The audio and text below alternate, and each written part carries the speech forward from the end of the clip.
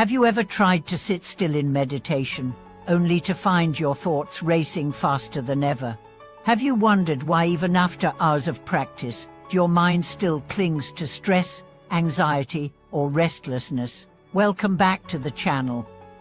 In this episode, we enter the profound world of Ajahn, forest meditation master, whose wisdom has transformed thousands of lives. Today, we'll explore how meditation is not just about calming the mind, but about cultivating unwavering mental strength and clarity. Ajahn Chah's teachings are deeply rooted in simplicity, yet they carry tremendous transformative power. While many assume that meditation means temporarily feeling peaceful, Ajahn Chah emphasized that true meditation trains the heart to be strong, steady, and wise, not merely quiet for a moment.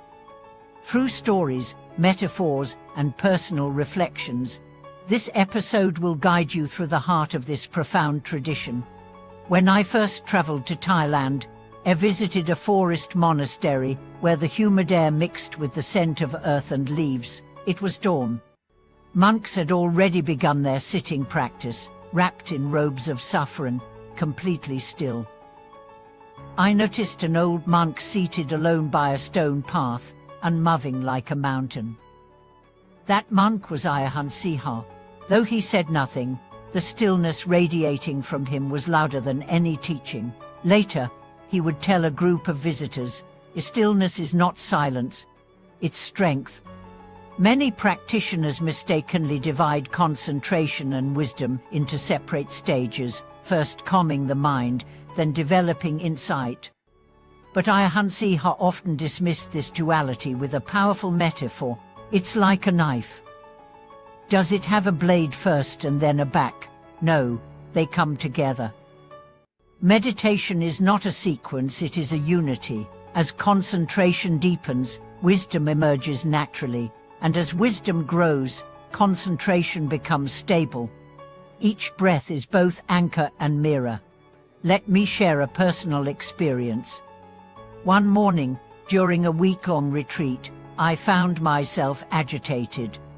Despite sitting still, my mind chased after unfinished tasks, recent conversations, old regrets.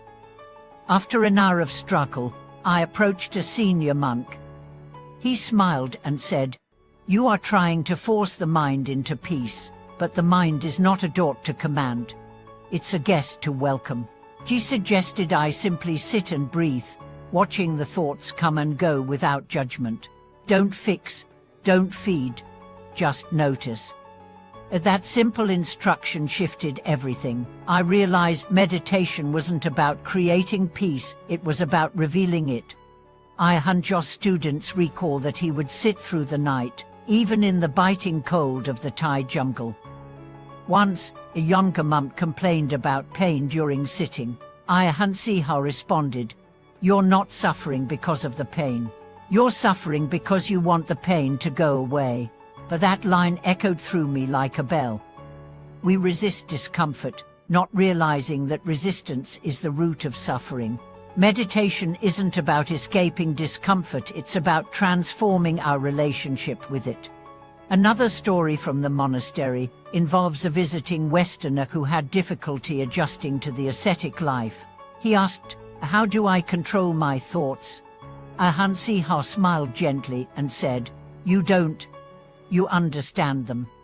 He invited the student to watch his thoughts like clouds passing in the sky, sometimes dark, sometimes bright, but always moving. "The sky doesn't get upset at the clouds," he added, "so why should you?"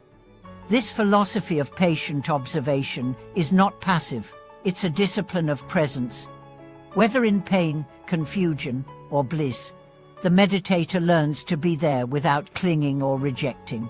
Over time, this presence builds a mind like a mountain, firm, unfaking, enduring. In the modern world, people often approach meditation like a productivity hack. How can I reduce stress in 10 minutes? How can I become more efficient? But Ajahn Chah would say, meditation is not for getting something, it is for letting go. When we stop trying to fix ourselves and instead watch ourselves, we discover a hidden spaciences. There was a woman from Shanghai named Chen. She worked long hours, battled insomnia, and carried deep emotional scars. During a meditation retreat, she struggled with aching knees and a restless heart. One afternoon, as she knelt on the temple floor, tears streaming down her face, Ajahn sat beside her and said, "Let your heart break open. That's how the light gets in." He guided her to breathe into the pain, not away from it. Over days, the storm inside her softened. By the end of the retreat, she could sit quietly and smile at her own thoughts. Meditation is not only for monasteries. It belongs in the subway, in boardrooms, in kitchens. It belongs wherever the mind moves. Once, a retired soldier named Li came to the monastery. He had lost limbs in combat and lived with trauma. He asked if meditation could really help him.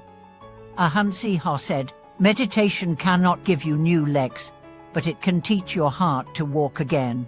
Li began sitting every day, learning to breathe with the memories. Eventually, he began teaching other veterans, not how to forget pain, but how to live beside it without hatred.